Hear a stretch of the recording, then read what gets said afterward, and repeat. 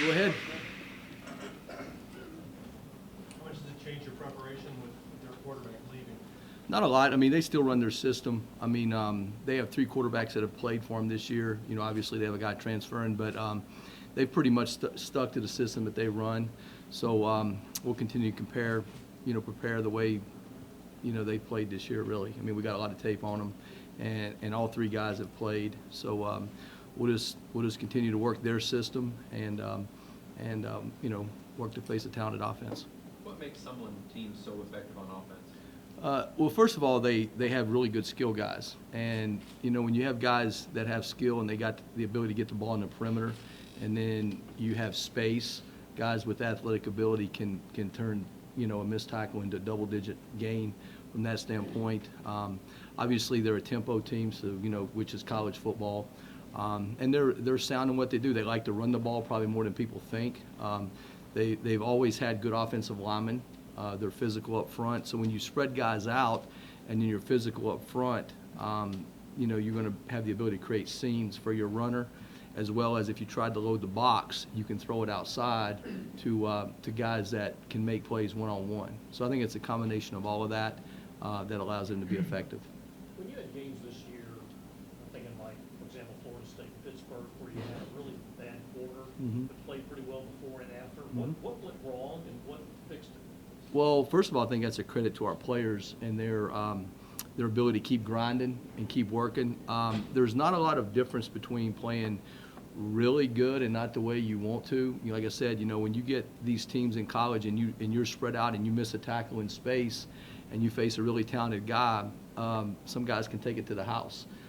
Could be on a run play, could be on a pass play, and those things did happen. To our players' credit, they kept grinding and sawing wood and played better as we went through the course of those games. So I think that's really a credit to the players, and just keep believing in the system and what you're doing, and understand here's the things you got to do to fix what just happened.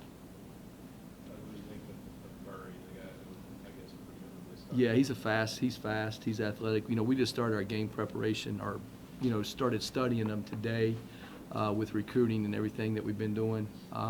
Explosive guy. He's a guy that can throw the ball down the field. I've seen him, throw the ball from the hash to the far sideline. He's obviously athletic, can make guys miss. He's explosive. He's a guy that's going to make you defend all 11 guys on the field, in the sense that the quarterback can obviously run the ball. So, we'll have to understand his assets and what he does well, and work hard to play well. Is seeing Lamar every day an advantage there?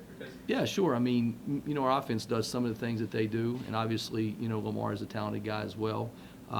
We're not really going live, per se, with Lamar, but at the same time, through these first few practices when we're going against each other and just trying to get better, facing a guy like Lamar obviously will help.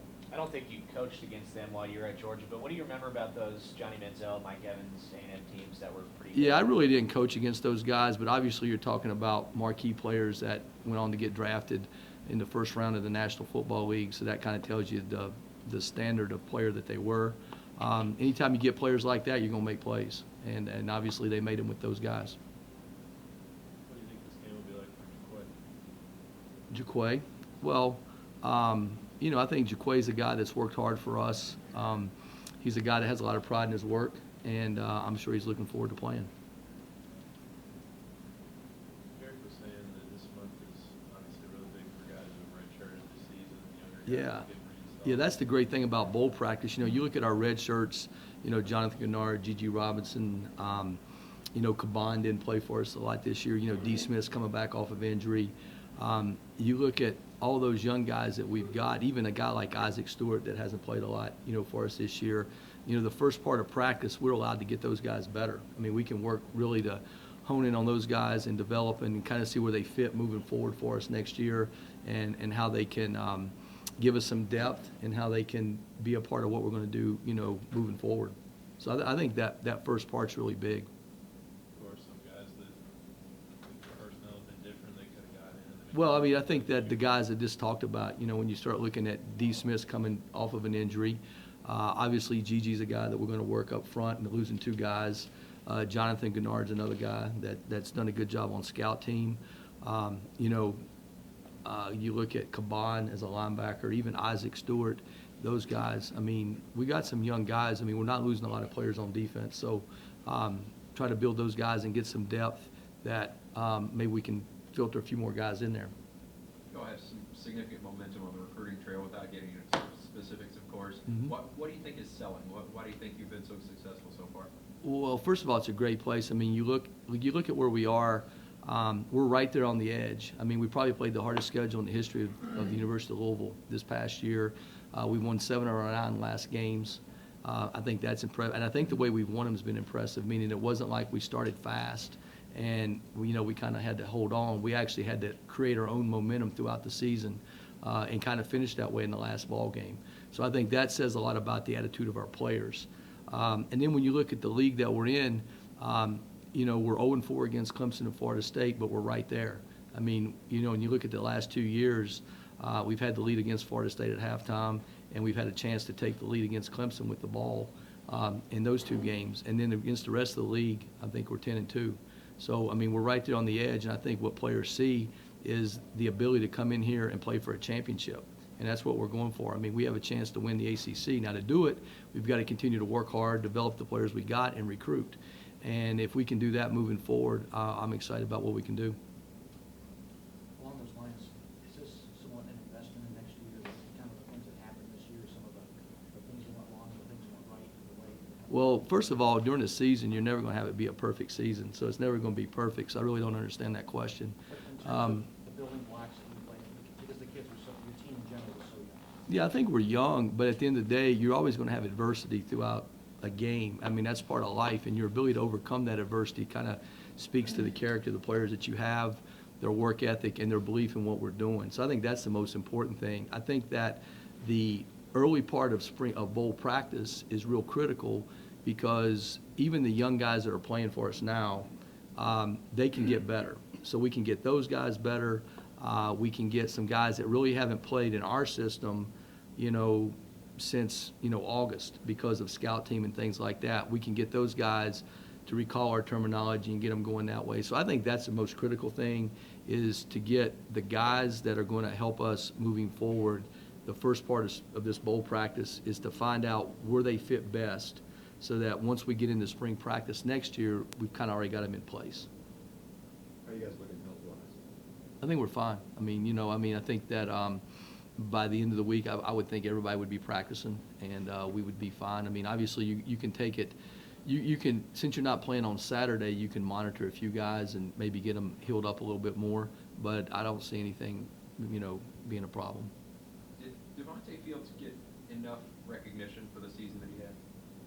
I think that he grinded his way through a really good year. I think when you look at the last half of the year, he's a guy that stepped up and performed. I'm really excited about what he can do moving forward, meaning that he's going to be here for a full year. He's going to be with our strength task, who I think is the best in the country at what they do. When you look in terms of developing guys, maintaining guys' health, he's going to get to work with those guys, come next semester. And then we get him for a whole spring, get spring practice with him. Then we get him again in the summer. So I think that he's a guy that will really benefit from all that. I think it's a good lesson. It shows you the value of having structure in your life and of being around, other guys. I think it's hard to do those kind of things on your own. But I'm really proud of him as far as working hard. Obviously, there were high expectations when he came in, but he just continued to work. He had a positive attitude. He's grinding away, doing well in school, and has played well for us the last little bit. Does that indicate, I guess, you expect him to be back next year? Yeah. Todd, when you don't have a lot of guys to replace, but one is Sheldon, how tough is that going to be? That'll be a tough one. Talk about his season and what. Yeah, that'll be a tough one because Sheldon's a guy that gives you a lot of versatility up front. First of all, his character and work ethic are as good as I've been around. He's a guy that comes to work every day. He's great in the locker room. So all of those things enhance his abilities. Then when you look at the player, he's a guy that physically can win the one-on-one blocks. He's a guy that's going to hold the point. He's going to set the edge. On double teams, he's not going to get moved. So in the run game, he's going to be a guy you got to contend with, and he's a guy that has range to affect the plays outside. Then when you get into the passing element of it, he's a guy that can win the one-on-one blocks, and inside he can create push, he can collapse the pocket on quarterbacks and be a factor in the passing game. So he's really what I call a three-down player at the next level, and those guys are really hard to find. He's a guy that's played multiple positions for us, so that shows his ability to learn is really good, meaning that, you go back to the Kentucky game, he actually went out and played in for us, and that's something we hadn't done, I think, since like week 3. And I think all of that is a credit to him and his work ethic, his intelligence, and him wanting to be a team guy. So he'll be a guy that I'm not sure one guy can replace, and I think we may have to mix and match with other guys. But I think that's what, this time here's for, as well as next spring. Have you had time to reflect on that second half of that Kentucky game and just how special that was for you guys as a team? Not really, to be honest with you. I mean, once that game was over, the next day I was out on the road recruiting, and obviously I was really proud of what we did, the effort the guys put in it. Like I said, I thought guys kept grinding and stayed the course, which you have to do. So obviously I was really proud of what we did, and we just got to continue to build on it. Both safeties went pro last year. They have big shoes to fill. How do you think the safety position did throughout the year? And although those guys worked really hard, I think you got to give a lot of credit to Chucky. He had big shoes to fill, with Holloman. He's a guy that has pride in his work. He worked hard. He's a quarterback back there. Reeves, a guy came off surgery, did a really good job for us. Made a big play in the Kentucky game that sealed it. D. Smith's a guy that we're really excited to get to work, and see what he can do. He's a young guy that's got talent that, had he not gotten hurt, would have probably played a little bit more, moving forward. And then obviously Josh is a guy that played multiple positions for us and really played more nickel than he did safety, because we're in so much, nickel defense because of college football. So really pleased with what those guys did. Look forward to working with them to enhance their to enhance their technique and some fundamentals and things like that. But, those guys stayed the course and allowed us to win 7 of the last 9. Todd Garrett was mentioning guys, and he said he gets to see your defensive guys a lot, so the expectation, he talked about Kane, what maybe potentially he could do in the future. What have you seen from him? Yeah, Kane's another guy that when you look at young guys are going to get a chance to practice. I mean, the way we're going defensively is we're actually working 3 groups right now. So that way all guys are going to get time on the field. And Kane's a guy that I do see playing for us next year. I see him competing for a spot. And he's going to benefit probably more than a lot of guys because of what we're getting ready to do over the next 5 or 6 days, and certainly allow him to compete for a starting job next year. talked about how tough it'll be to replace Sheldon Rankins. Who are candidates to fill those shoes? Well, I think that when you look at our team, obviously Drew Bailey's a guy that's made some plays for us. Gigi's a guy that we're going to find out what he can do.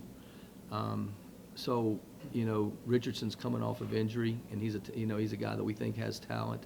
Obviously, we're going to lean on D'Angelo, being a guy that's going to come back and play for us. So we'll just try to shuffle those guys in and out and see if we can get maybe a commit or 2 in here and play as well.